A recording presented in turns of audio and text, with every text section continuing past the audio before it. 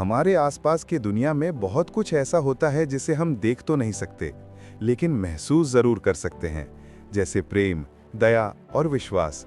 कभी-कभी ये भावनाएं ही सबसे बड़ा जादू होती हैं। इसी बात को समझाने के लिए आज की कहानी है जादुई पेड़ का रहस्य, जहां एक छोटे से लड़के का सच्चा दिल पूरे गांव की जिंदगी बदल देता है। जादुई पेड़ का रहस्य। बहुत समय पहले की बात है।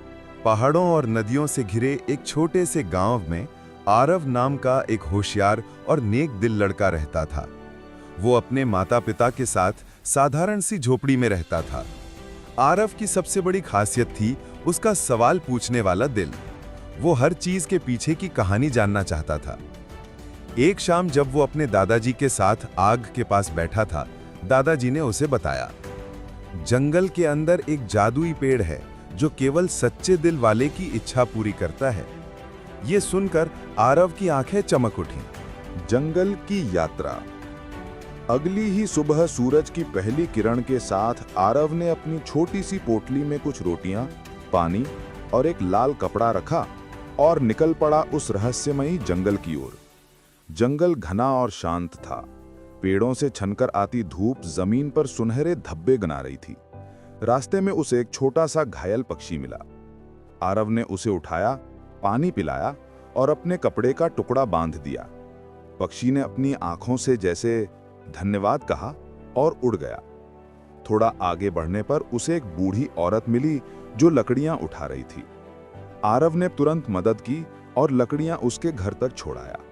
बूढ़ी औरत मुस्कुराई और बोली, बेटा, जादुई पेड़ उन लोगों को रास्ता दिखाता है जिनका दिल साफ होता है।